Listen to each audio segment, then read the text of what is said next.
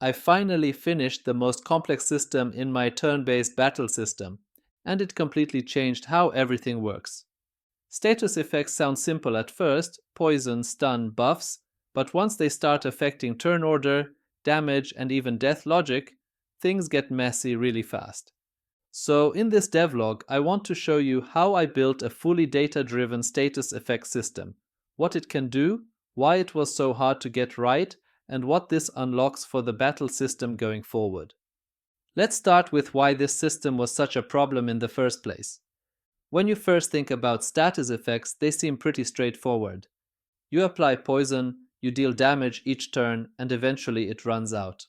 But the moment you want more than just that, everything starts to fall apart. Because status effects don't live in isolation. They affect turn order. They affect damage calculation. And sometimes they even decide who dies and when. If you hardcode all of this, every new status effect makes the system more fragile.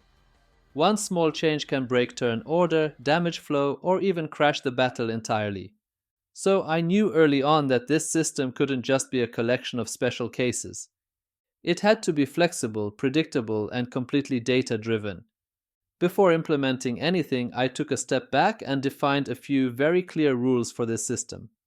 Because once a system like this grows, it's almost impossible to fix it later without rewriting everything. The first rule was simple. Every status effect has to be completely data-driven. No hard-coded poison logic, and no custom scripts per effect. The battle system shouldn't know what a status effect is. It should only know when effects trigger and what they're allowed to change. The second rule was flexibility. Right now, status effects are applied through skills, because skills are the most reliable place to control who gets affected, with what chance and under which conditions. Once a status effect is active, it can still behave in different ways. Some effects tick over time, some modify stats or damage, some effects stack. And all of that is driven by data, not hard-coded special cases. At a high level, the status effect system is built around one simple idea. The battle system doesn't execute effects. It processes rules. Each status effect is defined as a set of data. That data describes what the effect does, how long it lasts, and how it behaves when it stacks. The battle system never checks for things like, is this poison or is this stun? Instead, it goes through a sequence of clearly defined steps. When a skill applies a status effect, the effect is added to the target. From that moment on, the effect becomes part of the battle flow. At specific points in that flow, like the start or end of a turn, the system simply asks, are there any active status effects that need to do something right now? If the answer is yes, the system executes the rules defined by the effect. Deal damage, modify stats, block actions, and then it updates the effect's duration or stacks. Because everything follows the same rules, the system stays predictable, even when a status effect kills a character. Turn order stays intact, cleanup happens correctly, and the battle continues without breaking. This structure makes it easy to add new effects without touching the battle logic. You define the data, and the system takes care of the rest. To make this more concrete, let me show you a few real examples. So let's look at a few concrete examples of what this system can do right now. The most straightforward type of status effect affects resources over time. A status effect can add or subtract HP or MP, either as a fixed value or as a percentage. How often this happens is fully configurable. Every turn or any custom interval. Status effects can also modify stats while they're active. They can add or subtract flat values, or apply percentage-based modifiers. As long as the effect is active, the character's stats are recalculated automatically. Each status effect defines two important things: how long it lasts and how often it triggers. This makes it possible to create effects that tick every turn, trigger only once, or slowly drain resources over a longer period of time. All of these behaviors come from the same system. You define what changes, how often it happens, and how long it lasts. The battle system takes care of the rest. Of course, once you start combining effects like this, edge cases start to appear.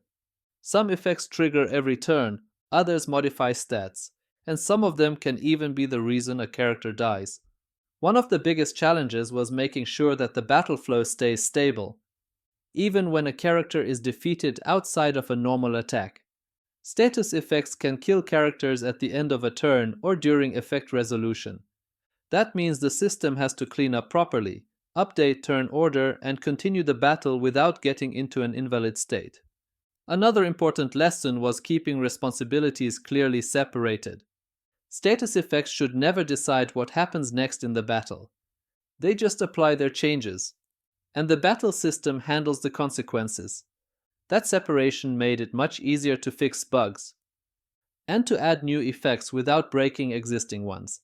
It also forced me to slow down and think through edge cases early. This part of the system took longer than expected, but it was worth it, because now I have a foundation that I can actually build on. And with this foundation in place, the battle system opens up a lot of new possibilities. With the status effect system fully in place, the battle system feels fundamentally different now. Not because there are more features, but because the foundation is finally solid. This system makes it possible to design much more interesting skills. Skills that don't just deal damage but slowly drain resources, temporarily change how characters scale, or create long-term consequences during a fight. It also opens the door for more advanced enemy and boss mechanics. Enemies that apply pressure over time, or force the player to react instead of just optimizing damage. Most importantly, this system gives me confidence moving forward. New features don't feel risky anymore, because they build on something predictable. Next, I'll start using this system to expand the battle flow itself, and to design encounters that really take advantage of it. And as always, I'll share the progress along the way. If you're interested in turn-based systems, data-driven design, or building flexible toolkits, you might want to stick around.